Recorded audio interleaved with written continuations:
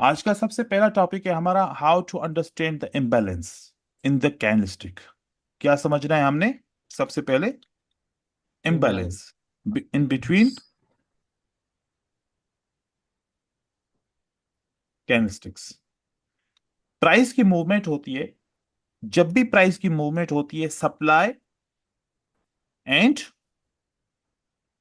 Demand के साथ movement होती है। अगर डिमांड ज्यादा होती है तो प्राइस कैसे राइज करती है? स्पीड में।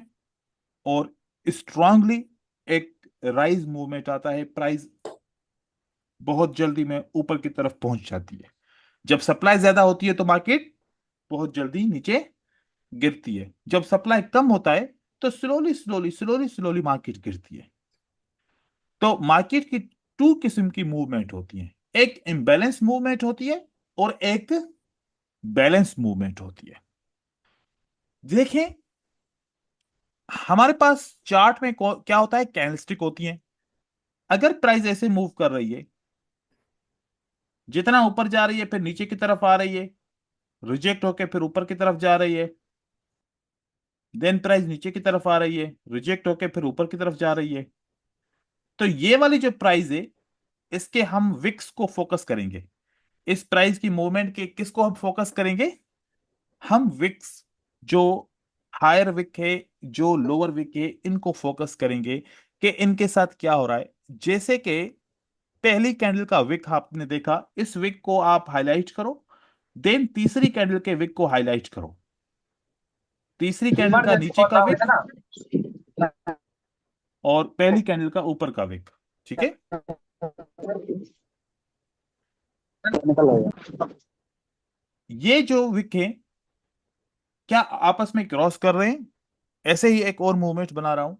आप उस मूवमेंट के अंदर देखें कि क्या विक्स एक दूसरे को क्रॉस कर रहे हैं कि नहीं कर रहे हैं।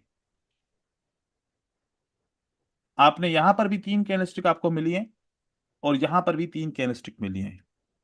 मूवमेंट नंबर वन के अंदर आपको क्या मिला कि पहली कैंडल बैलेंस। का अपर विक और तीसरी कैंडल का लोअर विक एक दूसरे को क्रॉस किया। सेम एज यहां पर सेकंड में कैंडल तो तीन है, तीनों बुलिश हैं, लेकिन हमें यहां पर थोड़ा सा डिफरेंस मिला। वो ये डिफरेंस था कि पहली कैंडल का अपर विक और तीसरी कैंडल का लोअर विक, ये आपस में एक दूसरे को क्रॉस ना किया, और यहां पर प्राइस के अंदर बहुत ज्यादा या शार्प मूवमेंट या स्ट्रांग मूवमेंट हुई। अब स्ट्रांग मूवमेंट होने से ये कह सकते हैं demand is greater than supply.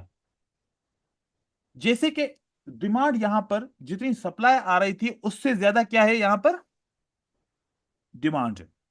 और इस पॉइंट नंबर वन पे क्या है?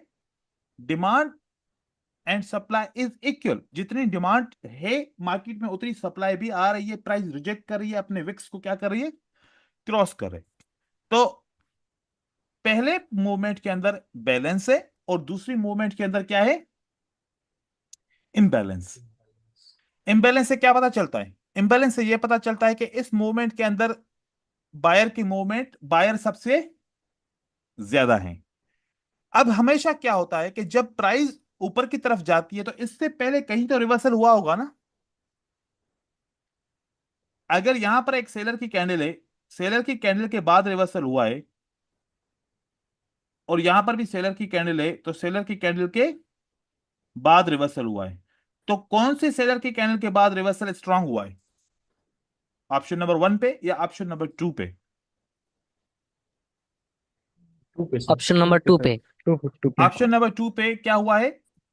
इम्बैलेंस बना है। इस स्ट्रॉन्ग रिवर्स इम्बैलेंस था। से हमें दो चीजें मिलती हैं, दो टिप्स मिलती हैं। इस इम्बैलेंस को आइडेंटिफाई करने से हमें क्या मिलता है? दो दो टिप्स मिलती है। एक ये टिप मिलती है कि ये सपोर्ट बड़ी स्ट्रांग है। ये सपोर्ट क्या है? बड़ी। स्ट्रॉन्ग। क्यों स्ट्रांग है सपोर्ट? क्योंकि बायर बड़े स्ट्रांग है, इम्बैलेंस करके जा रहे हैं, तो ये सपोर्ट स्ट्रांग है क्योंकि बायर इसमें ज्यादा है। ये support as compare to option number two, ये सपोर्ट वीक है, चाहे है तो दोनों एंगल्फिंग की ना। तो ये सपोर्ट वीक क्यों है? क्योंकि यहां पर इंबैलेंस नहीं है, यहां पर मार्केट क्या चल रही है? बैलेंस चल रही है। अगर फॉर एग्जांपल जितने बायर होते हैं सेलर 50-50 उसका रेशो चल रहा है, और यहां पर 80-20 का रेशो चल रहा है, तो कौन सा ज्यादा स्ट्रांग आपको लग रहा है? 2 नंबर सर, 2 नंबर। सपोर्ट भी स्ट्रांग, और ये जो ऑर्डर ब्लॉक बनेगा या जिसको हम डिमांड का एरिया कहेंगे, ये डिमांड भी स्ट्रांग है। सपोर्ट भी स्ट्रांग है और साथ ही साथ और क्या स्ट्रांग है? डिमांड, या फिर ये जो ऑर्डर ब्लॉक हमने बनाया ये भी स्ट्रांग है। तो फिर ये डिमांड स्ट्रांग है या फिर ऑर्डर ब्लॉक जो है ये या स्ट्रांग नहीं है? ऑप्शन नंबर वन का क्या आप कह सकते हो कि ऑप्शन नंबर वन में ये ऑर्डर ब्लॉक या डिमांड एरिया स्ट्रांग है या नहीं? इसको भी यूज कर सकते हैं ऑप्शन नंबर वन को। Yes sir. नहीं सर, नहीं इसका। जिसने कहा कि ये सर कर सकते हैं, आप मुझे बताएं क्यों कर सकते हैं? सर अब यहाँ से हम्म मार्केट ऊपर की तरह गया और स्ट्रॉन्ग कैंडल हुआ 3। कहाँ है? सर 1 नंबर पे। सर तो दो फिर नंबर बहुत स्ट्रांग है। नहीं, तो फिर इतना जो मैंने कुछ बताया तो फिर उसमें से क्या समझा? हम्म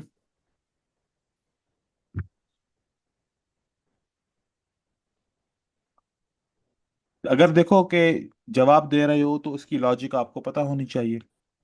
अगर लॉजिक पता नहीं है तो फिर आप उसके बारे में नहीं बात करो। ठीक है, सवाल पूछो फिर उसके ऊपर कि सर मैं पहले नंबर को ऑप्शन को क्यों नहीं स्ट्रांग मांग सकता, ताकि मैं उसका आपको जवाब दे दूं अगर आपके पास नहीं है जवाब तो। यही मैंने बताया कि यहां से बायर स्ट्रांग हैं या स्ट्रांग नहीं है, वो किससे पता चलता है? इम्बैलेंस से पता चलता है। अगर प्राइस में इम्बैलेंस होगा तो ये वाले बायर स्ट्रांग मानेंगे, और अगर प्राइस में बैलेंस होगा तो ये वाले बायर हम वीक मानेंगे, स्ट्रांग नहीं मानेंगे, एवरेज मानेंगे। तो यहां एवरेज के ऊपर अगर बायर दोबारा एंट्री करे, it is possible sometimes, but यहां पर चांसेस कम होते हैं कि बायर दोबारा एंट्री करेगा।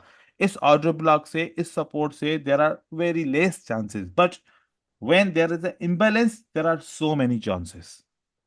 और जब हम ऑर्डर ब्लॉक की बात करते हैं और जिस ऑर्डर ब्लॉक के ऊपर इम्बैलेंस नहीं होता, वो वाला ऑर्डर ब्लॉक बोलते हैं इनवैलिड ऑर्डर ब्लॉक।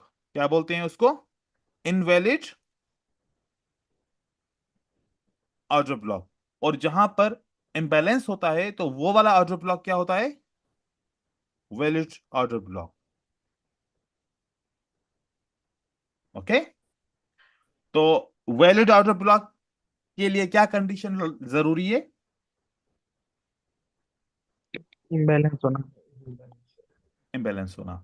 एक एग्जांपल आपको दे रहा हूं इम्बैलेंस का, आप उसको गौर से देखिएगा और समझिएगा। ये मैं आप लोग को शीट भी दे दूंगा।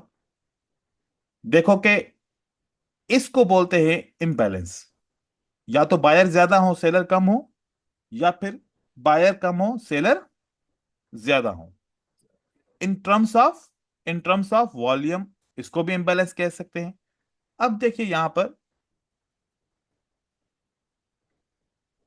इम्बैलेंस की जो डेफिनेशन है,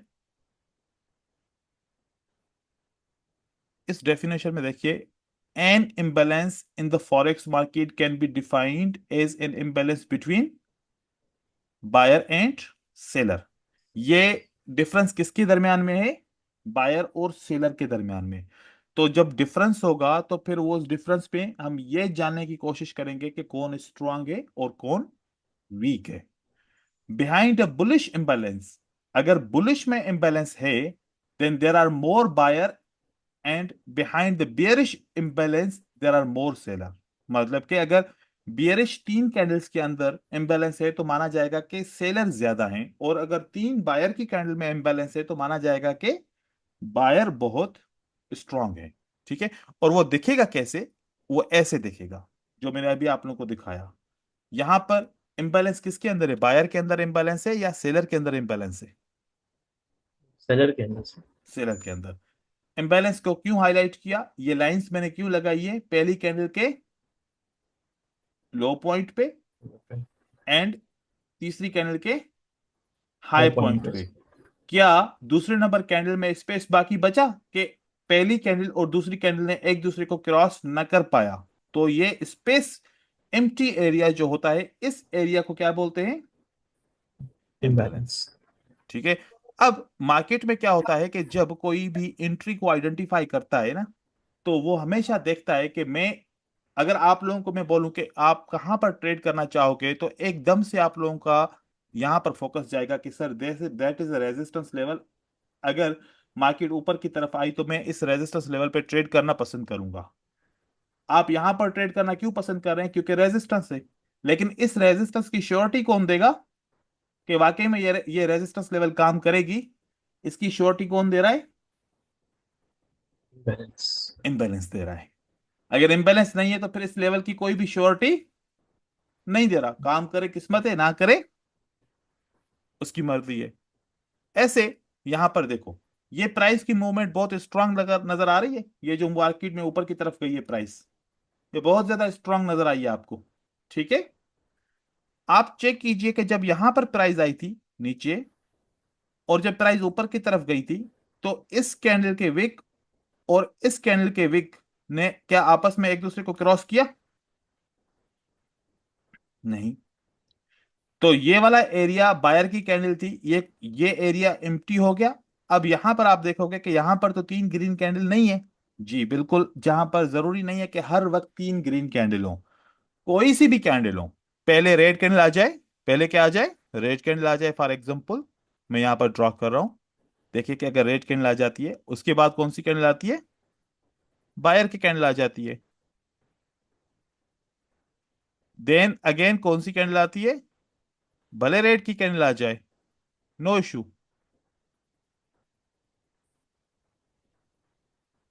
एंड देन अगेन मार्केट ऊपर की तरफ एक वेव अपनी कंप्लीट करती है। तो देखो कि यहां पर भी क्या माना जाएगा?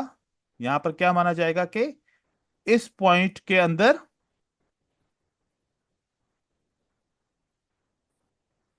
और इस पॉइंट के अंदर क्या ग्रीन कैनल का थोड़ा सा हिस्सा खाली रह गया कि इस विक ने क्रॉस नहीं किया? तो ये भी आपके लिए क्या है? What is this? It's a imbalance. Balance. ठीक है। अब ऐसे ही यहां पर इम्बैलेंस बना। इस इम्बैलेंस की वजह से क्या स्ट्रांग हो गया? आपका ये ऑर्डर ब्लॉक स्ट्रांग हो गया। क्या स्ट्रांग हो गया? Order block. मतलब कि डिमांड का एरिया स्ट्रांग हो गया। तो यहां से प्राइस क्या करेगी? जब दोबारा जब भी कभी आएगी प्राइस, तो इस जगह से आपको यहां पर क्या मिलेगा? एक रिवर्सल मिलेगा। तो यहां से प्राइस ऊपर गई। हम जब फॉरेक्स में ट्रेडिंग करते हैं तो इस तरीके से देखते हैं कि एक ऐसी सपोर्ट, एक ऐसा ऑर्डर ब्लॉक मिले जिसके ऊपर क्या होना चाहिए?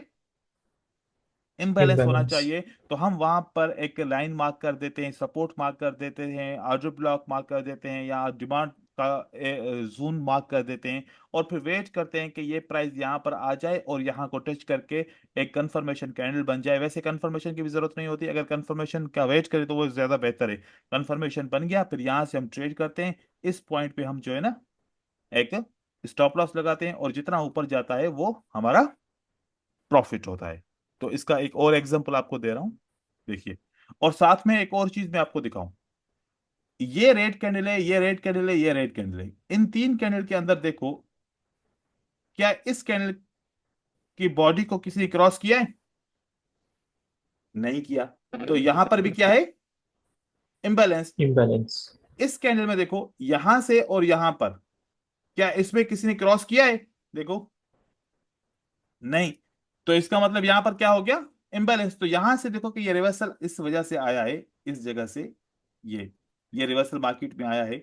अब वापस प्राइस ऊपर की तरफ चली गई तो ये इम्बैलेंस खत्म हो गया। फिर इसको मैं आपको इसका अपडेट भी बताता हूं। यहां पर देखिए, ये प्राइस की मूवमेंट है, ऊपर की तरफ जा रही है। ठीक है। यहां पर कोई इम्बैलेंस नहीं है, यहां पर भी नहीं है। यहां पर, यहां पर, यहां पर, यहां पर ये क्या मौजूद है मार्केट के अंदर? इम्बैलेंस। तो इसके नीचे ऑर्डर ब्लॉक कौन सा है? ये तो ग्रीन कैंडल से लगातार, कलर वाइट दिया हुआ है लेकिन ग्रीन बुलिश कैंडल से।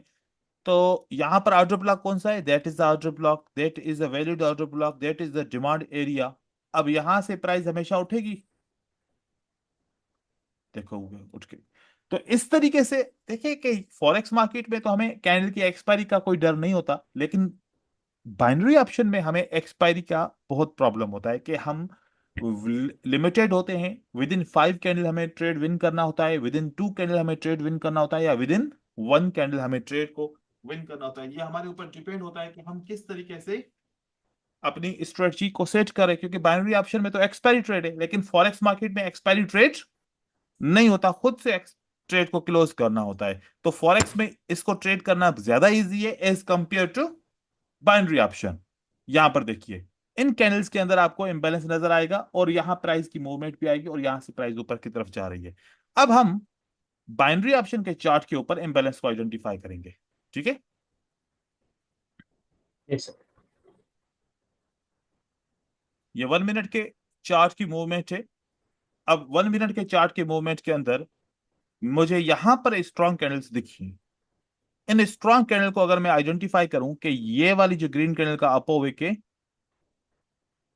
और ये वाली ग्रीन कैंडल का जो लोअर विक नहीं है, तो फिर यहां से ये वाली कैंडल का विक में मानूंगा।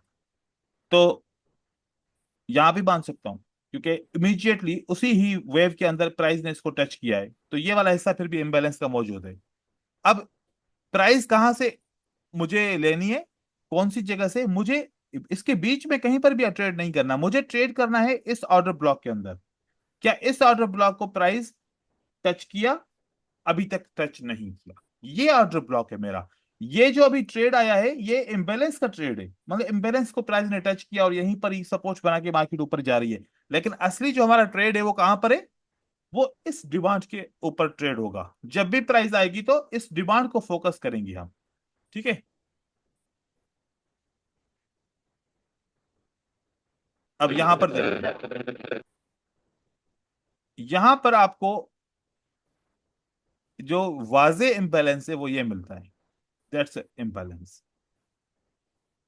ये इम्बैलेंस, इम्बैलेंस भी सपोर्ट का काम करती है मोस्टली। जो इम्बैलेंस होता है दो कैंडल के बीच में, वो भी सपोर्ट का काम करता है। आप अगर इसको भी यूज करना चाहिए, कहीं पर भी 3 कैंडल के बीच में आपको ऐसे गैप नजर आए, तो आप उसके बीच में आप रिवर्सल का एक्सपेक्ट कर सकते हो। यहां पर आपको रिवर्सल का एक्सपेक्टेशन कर सकते हो। यहां पर मार्केट में रिवर्सल्स होते हैं, लेकिन हमारा ऑर्डर ब्लॉक कहां पर है? हमारा ऑर्डर ब्लॉक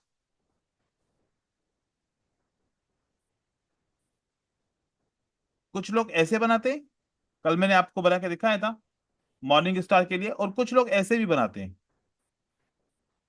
कि आखिरी कैंडल को, सेलर की कैंडल को बायर ने क्रॉस किया, ये एक ऑर्डर ब्लॉक है। वो जोन आपके ऊपर डिपेंड करता है कि आपकी ट्रेडिंग का सेटअप कैसा है और किस तरीके से आप करते हो।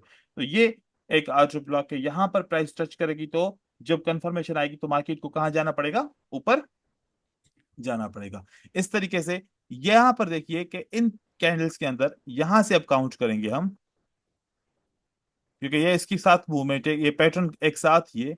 तो यहां पर इंबैलेंस है, तो इस ऑर्डर ब्लॉक पे प्राइस को नीचे गिरना चाहिए। ये वाला जो ऑर्डर ब्लॉक है इस पे प्राइस को नीचे गिरना चाहिए। आप देखो कि क्या इसी की जगह पर प्राइस गिरी है? चेक कीजिए, यहां पर ग्रीन कैंडल आई, कंफर्मेशन कैंडल आई, उसके बाद मार्केट नीचे की तरफ जा रही है। अब मार्केट नीचे गिरने का रीजन क्या है? Imbalance with order block with imbalance. तो यहां से प्राइस को गिरना है, गिरी। और यहां पर same imbalance with order block, तो यहां पर प्राइस को क्या करना चाहिए मार्केट में? यहां से रिवर्स ऊपर करना जाना चाहिए। है। तो यह आपको टारगेटिंग का पता चलता है कि किस जगह से प्राइस रिवर्स हो सकती है, कहां से प्राइस ट्रेंड बना सकती है। उसके बाद आते हैं लिक्विडिटी के ऊपर। लिक्विडिटी के बारे में आप क्या जानते हैं? What's the liquidity? Liquidity is what?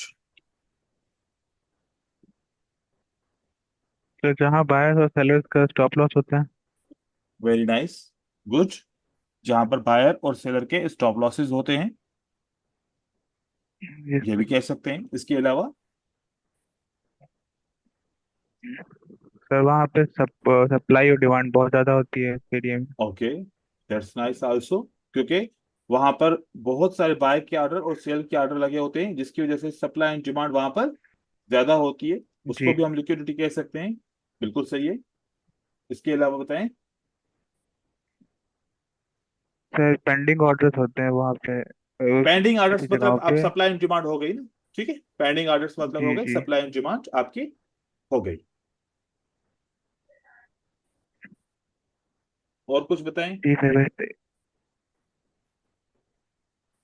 इतना ही पता है सर सर इसके बारे में। एसएल लेने जाता है, जी जितने भी ऑर्डर लगे होते हैं उसका एसएल हिट करके तब मार्केट ऊपर जाता है। ठीक है। अब देखें कि प्राइस के अंदर क्या होता है कि हम हमेशा सपोर्ट एंड रेजिस्टेंस को आइडेंटिफाई करते हैं। क्या हम आइडेंटिफाई करते हैं? जब डाउन ट्रेंड होगा तो क्या आइडेंटिफाई करोगे? सपोर्ट आइडेंटिफाई करोगे या फिर रेजिस्टेंस को आइडेंटिफाई करोगे ट्रेड करने के लिए? Resistance resistance. Very nice. जब भी डाउन ट्रेंड होगा तो आप क्या आइडेंटिफाई करोगे? रेजिस्टेंस। रेजिस्टेंस को, क्योंकि एक बात याद रखो, वो कौन सी है? रिवर्सल होने के 5 अपॉर्चुनिटीज हैं डाउन की तरफ। सपोर्ट पे रिवर्स होने की ओनली वन टाइम अपॉर्चुनिटी आपको मिलेगी। रेशो क्या है? अगर डाउन ट्रेंड में आप किसके ऊपर ट्रेड करना चाहोगे? रेजिस्टेंस। पे या सपोर्ट पे? अगर आप विनिंग रेशो को समझो तो 5 टाइम्स फाइव आप विन रेशियो। कर पाओगे आउट ऑफ 6। ये रेजिस्टेंस डाउन ट्रेंड में कितनी दफा काम करेगी? 5 दफा। और अगर डाउन ट्रेंड में हो और सपोर्ट पे ट्रेड करना चाह रहे हो तो वन टाइम सपोर्ट काम करेगी आउट ऑफ 6।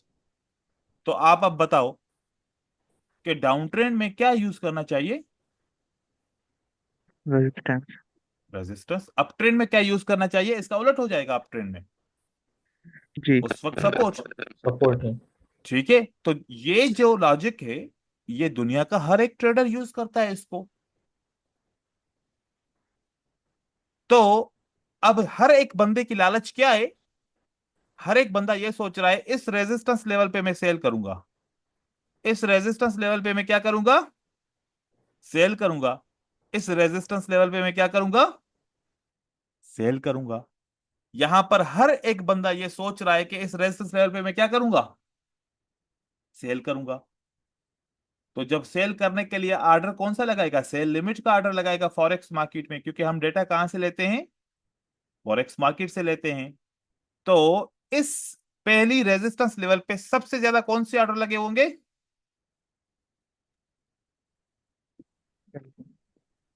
सेल लिमिट पे हर कोई सेल करना चाहेगा। वो क्या सोचेगा? उसका उसका प्लान क्या है कि जैसे ही प्राइस इस रेजिस्टेंस लेवल को टच करेगी देन मार्केट कहां जाएगी? डाउन। डाउन की तरफ जाएगी।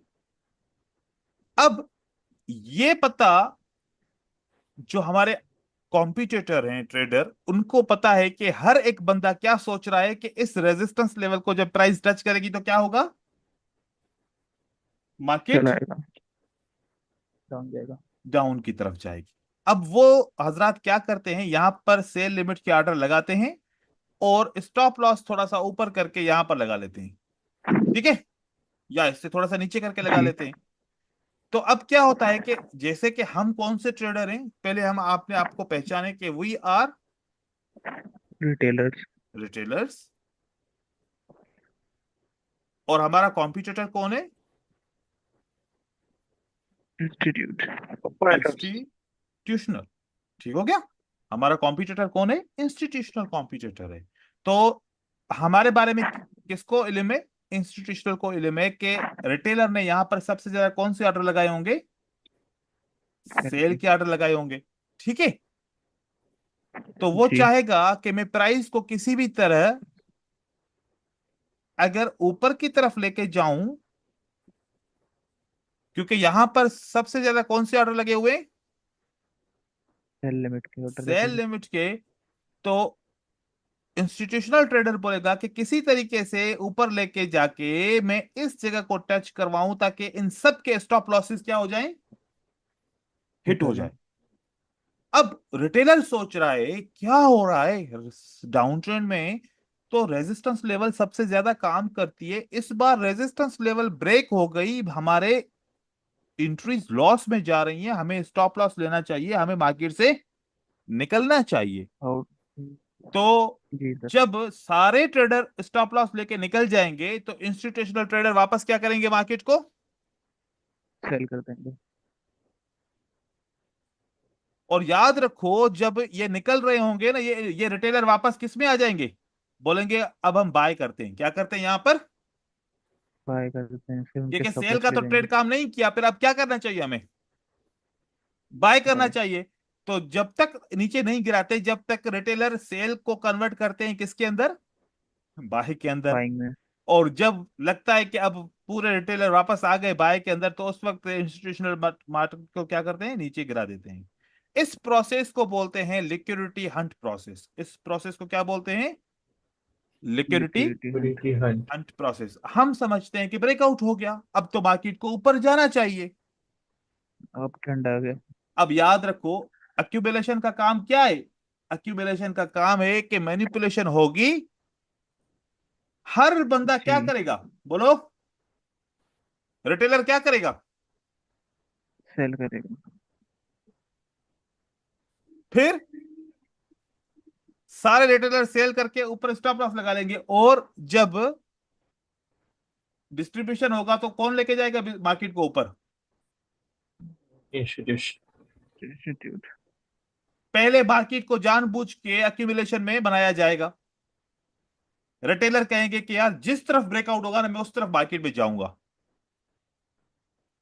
तो ब्रेकआउट नीचे की तरफ हो गया तो रिटेलर कहां गए, सेल की तरफ। अब सेल के ऑर्डर लग चुके हैं, सब कुछ एग्जीक्यूट हो चुके हैं, और एकदम से मार्केट डिस्ट्रीब्यूशन की तरफ चली गई। नुकसान किसको हुआ, बोलो, रिटेलर्स को। रिटेलर्स को। तो रिटेलर को इसलिए नुकसान होता है, रिटेलर अपने तरीके से सोचता है। अभी देखो कि अगर आपको पता ना हो तो आप तो यही सोचोगे ना कि कंसोलिडेशन मार्केट का, रेंजिंग मार्केट का ब्रेकआउट हुआ है, तो ये ब्रेकआउट ट्रू होगा, मार्केट को नीचे जाना चाहिए। जी। और देखो कि ऐसा भी नहीं है कि 100% जो ब्रेकआउट होता है वो फेक हो जाता है, नहीं, थोड़ी देर के लिए कभी कभार नीचे भी मार्केट आती है। जरूरी नहीं है कि थोड़ी आएगी, कभी कभार इतनी भी आती है, कभी कभार इतनी भी आती है। तो रिटेलर को तभी तो पता नहीं यार, कभी काम करती है कभी नहीं करती। लेकिन जब ऊपर जाती है ना, फिर इससे भी ज्यादा जितना नीचे आएगी ना, अक्यूमुलेशन के बाद मार्केट मैनिपुलेशन में जितना नीचे आएगी, उतना मार्केट फिर वापस उसका डबल ऊपर की तरफ जाएगी। याद रखिएगा, ठीक है। तो जिस भी रेजिस्टेंस लेवल पे अगर आपने ये एक्सपेक्ट किया कि ये रेजिस्टेंस लेवल क्या करेगी, काम करेगी, मैं यहां पर लाइंस ड्रॉ कर रहा हूं, आप चेक कीजिए, देखिए this is a resistance level. अब इस रेजिस्टेंस लेवल पे क्या हुआ, आपने देखा कि यहां से सेल का ट्रेड होना चाहिए था ऐसे, लेकिन यहां पर प्राइस ने क्या किया, ब्रेकआउट किया। क्या आप इमीडिएटली मान लोगे कि ब्रेकआउट हो गया तो मार्केट को ऊपर जाना चाहिए, नहीं सर। नहीं, क्योंकि इस जगह पे जब तक जब तक प्राइस ऐसे टच करके दोबारा ऊपर के ये वाला भी ब्रेकआउट कर ले, तब मानेंगे कि वाकई में ये रियल ब्रेकआउट है, ये रियल मार्केट में बायर ऊपर की तरफ जा रहा है। और नहीं तो फिर क्या होगा, यहां पर लिक्विडिटी हंट का प्रोसेस होगा। अब लिक्विडिटी हंट का प्रोसेस हम कैसे यूज करेंगे, लिक्विडिटी हंट का प्रोसेस यूज करेंगे हम एक ऐसी लेवल के ऊपर जहां पर 2 दफा टच है, जहां पर एक लेवल के ऊपर कितना टच है, कम से कम डबल टच। डबल टच हो। मैं उसकी आपको स्लाइड शो कर रहा हूं ताकि फिर वैसे सेटअप आपको आइडेंटिफाई करना है, क्योंकि ये लिक्विडिटी का बहुत बड़ा कॉन्सेप्ट है, अगर इसके ऊपर 5 क्लासेस भी करेंगे तो कम है। तो ये इसमें बस इसका जो इंट्रोडक्शन है और इसके थोड़े से सेटअप से एक स्ट्रेटजी है इसकी।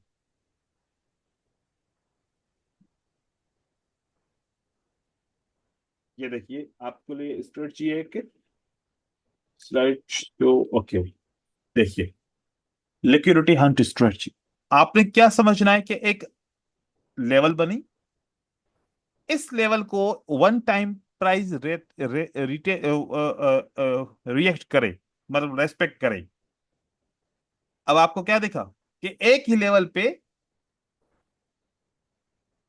2 टच हैं, कभी कभार 3 टच भी होंगे। उसके बाद ब्रेकआउट मोस्टली क्या होगा? ये ब्रेकआउट लिक्विडिटी का ब्रेकआउट है। किसका ब्रेकआउट है ये? लिक्विडिटी। एक ये हो गया, और दूसरा, जब प्राइस ने क्या बनाया है यहां पर, डबल बॉट। अगर लोअर लोज बना रहा है और अब ब्रेकआउट हो गया है, तो ये भी किसका ब्रेकआउट है? लिक्विडिटी। ये भी लिक्विडिटी का ब्रेकआउट है। मार्केट इस ब्रेकआउट के फौरन बाद ऊपर की तरफ नहीं जाएगी। मार्केट क्या करेगी?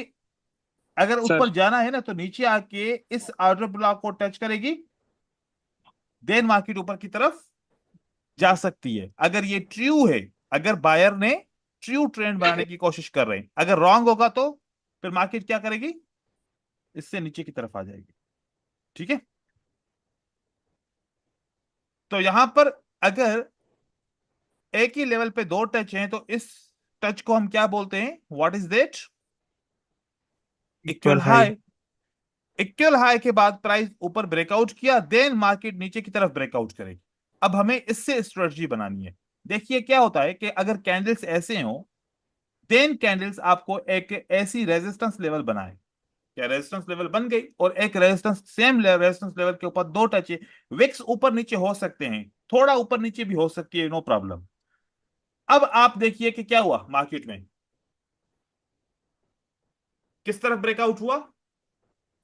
अप में। अप में ब्रेकआउट हो गया। ठीक है, तो हमें क्या बाय करना चाहिए यहां पर? नहीं। बाय नहीं करना। आप याद रखो कि पहला ब्रेकआउट होगा किस तरफ? ऊपर की तरफ ब्रेकआउट होगा। अब हमें एक और ब्रेकआउट का वेट करना है। कौन से ब्रेकआउट का वेट करना है? एक और ब्रेकआउट। नीचे के ब्रेकआउट का वेट करना है। अगर ये मार्केट सच्ची है तो ऊपर चली जाए, हम ट्रेड नहीं कर रहे। अगर ऊपर ब्रेकआउट हो गया और इमीडिएटली नीचे ब्रेकआउट हो गया, तो इसका मतलब था कि जो ऊपर जाने वाला ब्रेकआउट था, ये कौन सा ब्रेकआउट था? ये फेक ब्रेकआउट फेक। था। अब जब नीचे ब्रेकआउट हो गया, तो आपने कौन सा ट्रेड करना है? सेल करना 5 मिनट के लिए। 5 मिनट के लिए आप सेल करो। अगर यहां से यहां तक का स्पेस थोड़ा है तो 3 मिनट के लिए सेल करो। अगर स्पेस ज्यादा है तो 5 मिनट के लिए सेल करो। या फिर ये जो ब्रेकआउट वाली कैंडल अगर यहां तक बहुत बड़ी बन जाए, तो फिर आपने सेल नहीं करना। तो यहां से मार्केट नीचे की तरफ आ जाएगी और आपका ट्रेड मोस्टली विन हो जाएगा। कंडीशन क्या है? अब इस स्ट्रेटजी को आप 1 मिनट के लिए भी यूज कर सकते हो। कितने मिनट के लिए यूज कर सकते हो? 1 मिनट के लिए। अब यहां पर ये कौन सी कैंडल है? यहां पर बायर की कैंडल इस लेवल को ब्रेकआउट करते हैं। बायर के लेवल ने क्या किया? इस लेवल को ब्रेकआउट दे दिया। हम ऐसी स्ट्रेटजी यूज कर रहे हैं जो लोगों से थोड़ी सी हटके है। लोग कैसे ट्रेड करते हैं? अगर ब्रेकआउट हो गया है तो बोलते हैं कि अगली कैंडल ग्रीन बनेगी, क्यों ना मैं बाय करूं। लोग ऐसे करते हैं ना, जी। कि अगर एक लेवल का ब्रेकआउट हो जाए तो what will be the next candle? Next candle will be green. So mostly they are trading the breakout green continuation. Candle. कौन सा ट्रेड कर रहे हैं? ब्रेकआउट कंटिन्यूएशन, मतलब एक कैंडल का ट्रेड करें। हम ऐसे ट्रेड नहीं कर रहे, क्योंकि ऐसे ट्रेड करेंगे तो इसका रिजल्ट क्या आएगा? 50-50 आएगा। इसका रिजल्ट क्या आएगा? 50-50। क्योंकि 50% चांसेस है कि ये ब्रेकआउट ट्रू हो सकता है, और 50% चांसेस है कि ये ब्रेकआउट फेक हो सकता है।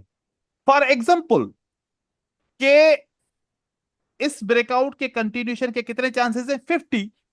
और ये प्रूफ हो जाए कि प्राइस का ब्रेकआउट फेक है और मार्केट का ब्रेकआउट डाउन की तरफ हो गया, तो ये डाउन के ब्रेकआउट का विनिंग रेशियो क्या रहेगा फिर? एक ब्रेकआउट हो गया ऊपर की तरफ, एक ब्रेकआउट कहां हुआ? ऊपर की तरफ। ठीक है, एक ब्रेकआउट हो गया नीचे की तरफ। ऊपर के ब्रेकआउट का विनिंग रेशियो था क्या? 50। 50-50। उसी समय नीचे का ब्रेकआउट हो जाता है, इसका विनिंग रेशियो क्या रहेगा? क्या लग रहा है? 90 to 95। 85 90% प्लस रहेगा। 85% प्लस रहेगा। आप अगली कैंडल को ट्रेड कर सकते हो। That candlestick will be red candlestick. अब हम इस स्ट्रेटजी को क्या नाम दें? Fake breakout trading. लेकिन आप रिवर्सल का ट्रेड भी नहीं कर रहे। अगर फेक ब्रेकआउट की ट्रेडिंग होती तो आप तो ट्रेड कौन सा करते? ये रिवर्सल का, वाला हाँ। ये वाला करते। आप ये तो नहीं कर रहे, आप कौन सा ट्रेड कर रहे हो? इस ब्रेकआउट के बाद आप ट्रेड कर रहे हो, आप इस पैटर्न को ट्रेड कर रहे हो, कंटिन्यूएशन, ब्रेकआउट कंटिन्यूएशन का आप ट्रेड कर रहे हो। वापस आप अभी भी कौन सा ट्रेड कर रहे हो? ब्रेकआउट कंटिन्यूएशन का ट्रेड कर रहे हो। ठीक है, और सर अगर इम्बैलेंस हो? आपको बताऊं, एक मिनट आप वेट कीजिए।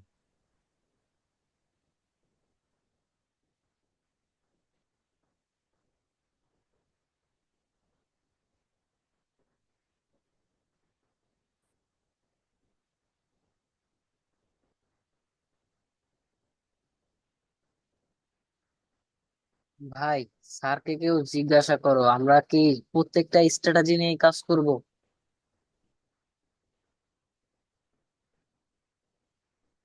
দেখা গেল কোনো কোনো चलो দিন सर। আহ বারে মানে প্রত্যেকটা স্ট্র্যাটেজি খারাপ হয়ে গেল।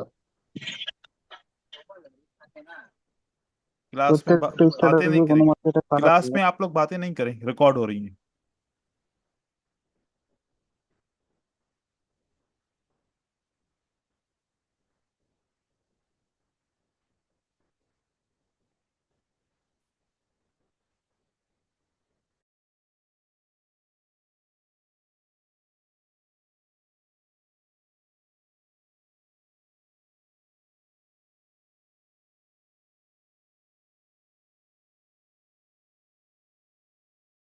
ओके, तो देखें, ये अभी जो कोई बात कर रहा था, क्या बात कर रहा था बंगाली में? सर हम बोल रहे हैं कि किसी किसी दिन स्ट्रेटजी खराब हो जाती है। देखा जाए कि हम लोग एक स्ट्रेटजी रह के फिर दूसरा स्ट्रेटजी के ऊपर ट्रेड लेते हैं। सो इस ओके, टाइम पे हम लोग ओके, क्या करोगे? ओके, देखें, ये पहले स्ट्रेटजीज को समझें, फिर मैं आप लोगों को ये बताऊंगा कि स्ट्रेटजीज को हम ट्रेड जो करेंगे तो उसका एक प्लान कैसे बनाएं, मास्टर प्लान कैसे बनाएं, एक साथ कितनी स्ट्रेटजीज को ट्रेड करें, कौन कौन सी स्ट्रेटजीज का आपस में कि भाई ये 4 स्ट्रेटजीज एक साथ ट्रेड कर सकते हैं, ये 3 स्ट्रेटजीज एक साथ ट्रेड कर सकते हैं, 2 स्ट्रेटजीज एक साथ ट्रेड कर सकते हैं, वो मैं फिर आप लोगों को प्लान बना के दूंगा। ठीक है, अभी आप सीखने के ऊपर यस तवज्जो सर। दें। अब यहां पर क्या हुआ? Simple focus. एक ब्रेकआउट ऊपर की तरफ हुआ और हम क्या एक्सपेक्ट कर रहे हैं कि ये ब्रेकआउट क्या होना चाहिए? फेक होना चाहिए, और अगला ब्रेकआउट नीचे की तरफ होना चाहिए, तो फिर मैं उसको अगली सेल की ट्रेड करूं 1 मिनट के लिए। यहां पर कितने मिनट के लिए ट्रेड कर रहे हैं आप? 1 मिनट फिर। 1 मिनट के लिए। और अगर आपके पास ये मिल जाए कि इक्वल हाई है और वो ब्रेकआउट होके नीचे की तरफ आए, तो आप 1 मिनट का भी ट्रेड कर सकते हो, साथ में 5 मिनट का भी ट्रेड कर सकते हो। 1 मिनट का भी कर सकते हो यहां पर, साथ और साथ ही साथ पांच पाँच मिनट मिनट का भी ट्रेड कर अच्छा। सकते हो। ठीक है, तो इसके मैं कुछ आपको एग्जांपल्स भी दिखाऊंगा। अलग तरीके से भी अगर ऐसा फेक ब्रेकआउट बनता है, अलग से भी आप इसको बहुत सारे ट्रेड कर सकते हो। और इक्वल हाई ऐसे भी होगा, इसको हम रिलेवेंट इक्वल हाई बोलते हैं। चलो, ये तो इक्वल लोज है, ये पहले देख लीजिए। यहां पर क्या होता है? ब्रेकआउट नीचे की तरफ हो गया, देन ब्रेकआउट ऊपर की तरफ। ये सवाल हो सकता है कि सर क्या उसी वक्त दूसरी कैंडल ही ब्रेकआउट करे? नहीं, विद इन 5 मिनट कोई भी कैंडल ब्रेकआउट करे। With in with in 5 minute. जरूरी नहीं है कि 5। एक ब्रेकआउट हुआ इमीडिएटली दूसरा ब्रेकआउट, लेकिन मोस्टली आपको ऐसा मिलेगा कि एक ब्रेकआउट होके दूसरी कैंडल भी ब्रेकआउट होगी। लेकिन अगर आपको वो नहीं मिलती तो विद इन कितने मिनट होने चाहिए? 5 मिनट के अंदर अंदर होना चाहिए। ठीक है, और इस तरीके से ये आपकी देखें, this is relevant trend line से तो ऊपर। 5 मिनट के बाद ये ट्रेंड लाइन के ऊपर ऐसे बनती है, ऊपर से भी आप ट्रेंड लाइन के ले सकते हो, नीचे से भी ट्रेंड लाइन को ले सकते हो। कि मोस्टली क्या होता है कि ऊपर की 2 लेवल ट्रेंड लाइन की तरह बनाए, तो वहां से ब्रेकआउट हो जाए और इमीडिएटली नीचे ब्रेकआउट हो गया, तो प्राइस कहां तक आएगी? वापस यहां तक वापस आएगी। तो आप इसका भी फायदा उठा सकते हो। ठीक है, तो ऐसे बहुत सारे इस पे ऑप्शन हैं, आप जब देखेंगे तो आपको समझ में आएंगे। ये देखो, इक्वल लोज है, यहाँ का ब्रेकआउट नीचे हो जाता है, देन मार्केट कैसे आप 1 मिनट का भी ट्रेड कर सकते हो साथ में, और चाहे तो 5 मिनट अच्छा। का भी ट्रेड कर सकते हो। ठीक है, अब इसके ऊपर एग्जाम्पल मैं आपको दिखा रहा हूँ, देखिए। इक्वल लेवल की बात कर रहे हैं। अभी पहले किसकी लेवल की बात कर रहे हैं? कौन सी लेवल होनी चाहिए? इक्वल होनी चाहिए। Equal level. और अगर इक्वल नहीं है, जो 1 मिनट वाला ट्रेड मैंने आपको बताया, मैं वो भी आपको बता रहा हूं। चलो देखो, इक्वल लेवल की बात नहीं है, अगर 1 मिनट की बात करें, ये हमारी लेवल है। इस लेवल के ऊपर देखो कौन सा ब्रेकआउट हुआ, किस तरफ ब्रेकआउट हुआ? क्या ब्रेकआउट नीचे की तरफ हुआ? डाउन। जी। हमें क्या करना है? कोई भी एक बंदा बताए मुझे, हमें क्या करना है अब? वेट करना है ऊपर के ब्रेकआउट के लिए। ठीक है, फिर क्या करेंगे? फिर बाय करेंगे। कितने लिए, कितनी देर के लिए बाय करेंगे? 1 मिनट के लिए भी कर सकते हैं, 5 मिनट के लिए भी कर सकते हैं, पर इ- इसमें 1 ही मिनट के लिए करेंगे, ऊपर रेजिस्टेंस है। हम्म, अगर इक्वल लेवल है तो फिर 5 मिनट के लिए बाय करेंगे। ठीक है, 5 मिनट की वो इनकी है। अगर इक्वल होगा तो 5 मिनट के लिए बाय करेंगे। अगर सिंगल लेवल का ब्रेकआउट होके नीचे मार्केट ऊपर की तरफ गई है तो फिर हम 1 मिनट का बाय करेंगे। हम ज्यादा रिस्क नहीं उठाएंगे, ज्यादा रिस्क हम नहीं उठाएंगे। ठीक है, अब यहां पर जी। वापस आ जाते हैं। इस लेवल के ऊपर चेक कीजिए, ये आपका विन हो गया ट्रेड। ठीक है, देन आप यहां पर देखो, इस सपोर्ट का ब्रेकआउट किस तरफ हुआ पहले, डाउन में हुआ। और इमीडिएटली फिर ब्रेकआउट किस तरफ हुआ? ऊपर की तरफ हुआ। अगली कैंडल विन कराया। फिर अगर इसमें 5 मिनट बाद आया ऊपर, हम्म, सिंगल लेवल में, सिंगल लेवल में 5 मिनट बाद कैंडल ऊपर आया अगर ब्रेकआउट करने के बाद। वो इतना ज्यादा स्ट्रांग नहीं रहेगा फिर। मतलब कि आपका अच्छा। ट्रेड तो 1 मिनट के लिए तो विन हो जाएगा मोस्टली, लेकिन वो थोड़ा सा वीक हो जाता है। इमीडिएटली आता है तो वो जल्दी में आपका स्ट्रांग होता है ना। अब यहां पर दोबारा देखो, एक एग्जांपल नहीं है, बहुत सारे एग्जांपल है। पहले ब्रेकआउट किसका हुआ? सेलर का। सेलर के ब्रेकआउट के बाद फिर breakout immediately with in 5 minute किसका हुआ? बायर बायर का। का। अगली कैंडल कौन सी यस। बनी? बाय। बाय की। अब आप ये सोचो कि यहां पर अगर इस लेवल का मैं लूं कि ये लेवल कितनी देर के लिए ऊपर गई, कितनी देर से नीचे आई, तो ऐसे कंटिन्यूएशन नहीं होगी। मतलब कि यहां पर देखो ना कि 1 2 3 4 5 6 7 8 9 10 11 12 13वें मिनट में ब्रेकआउट हुआ है, तो ये मैं कंटिन्यू नहीं कर सकता। With in how many minutes?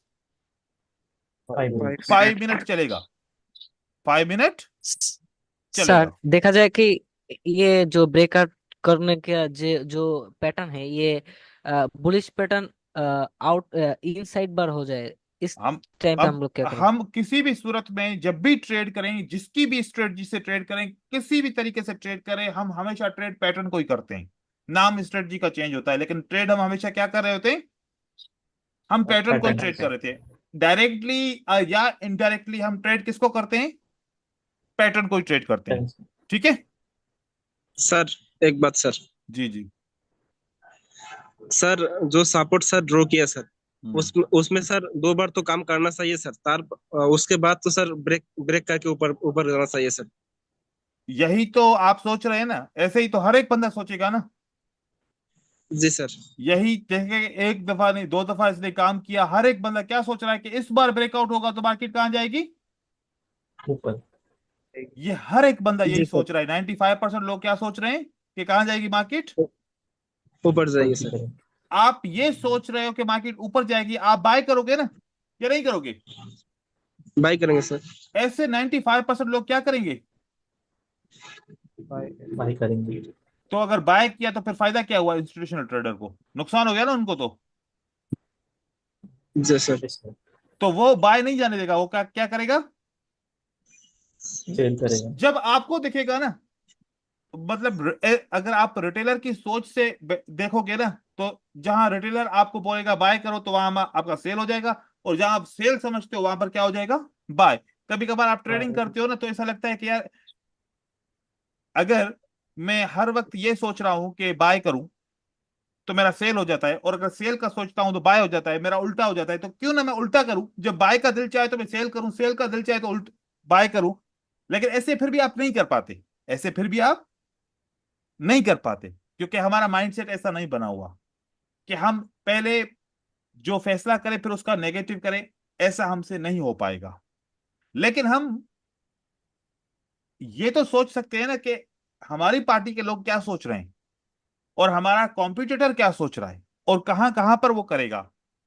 तो ये चीजें जब हम आइडेंटिफाई कर लेंगे तो फिर हमें इससे ज्यादा फायदा हासिल होगा। ठीक है, किसी भी पेयर के ऊपर आप जाएंगे, आपने सबसे पहले कौन सा ब्रेकआउट देखना है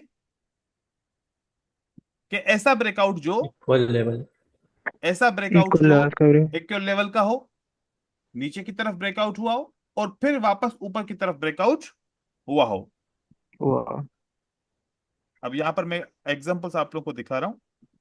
अब ये देखिए, यहां पर अगर आप चेक करें तो ये एक ऐसी लेवल है, यहां पर असल में कंसोलिडेशन मार्केट है, यहां पर वो अक्यूमुलेशन डिस्ट्रीब्यूशन वाला कॉन्सेप्ट भी हो गया है, लेकिन यहां पर बहुत सारी ऐसी लेवल है जो मार्केट में टच कर रही हैं। जैसे कि ये थोड़ा सा टच कर रहे हैं, जैसे कि ये टच किया, जैसे कि ये टच किया, तो ये हमारी कौन सी लेवल बन गई?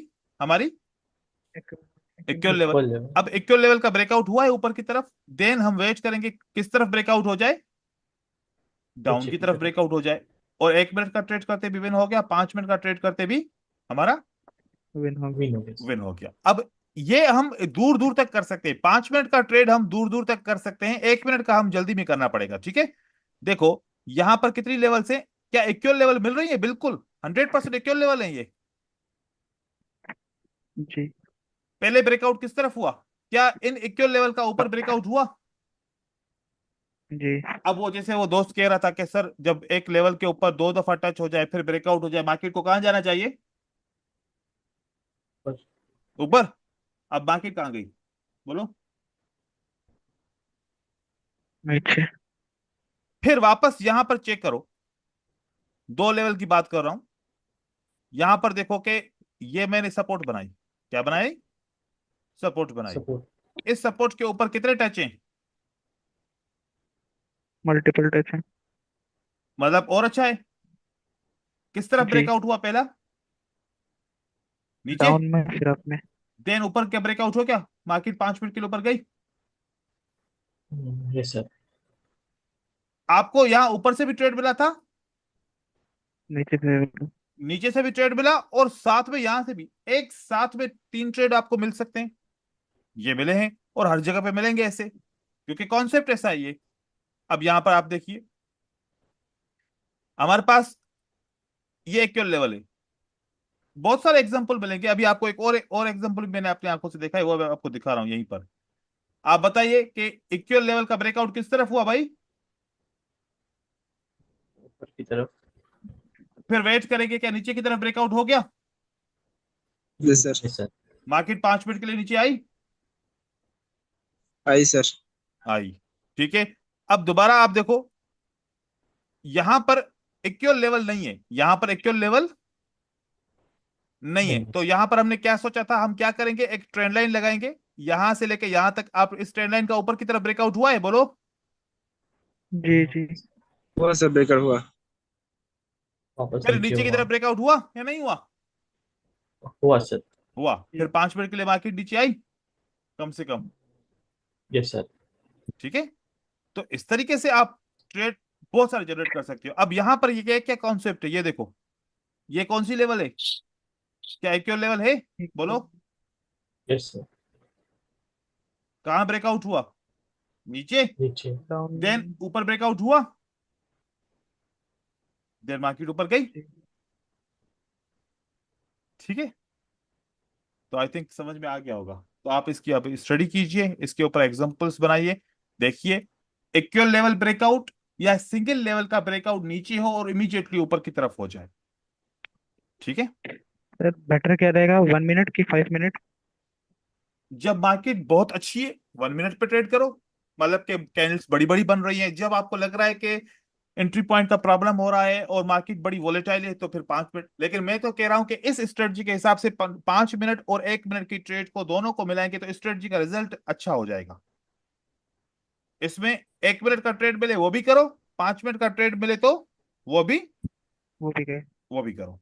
ठीक है, जी। Yes sir. सर चलो जी भाई। सर मैंने एक वीडियो भेजा आपको कि मैंने सपोर्ट लगाया लाइव मार्केट में और पास्ट में देखा। सर एक बार मुझको मैं वो देख कंफर्म लूंगा, कर देख दीजिए। के आपको कंफर्म कर दूंगा। ठीक है। Yes yes sir. देख के आपको मैं इन्फॉर्म कर दूंगा। ठीक, thank you, Allah Hafiz. Sir मेरा एक सवाल था सर। भाई आपको आखिर में याद आया, मैंने शुरू में तो 15 मिनट दिए थे ना, सवाल के 20 मिनट दे दिए थे।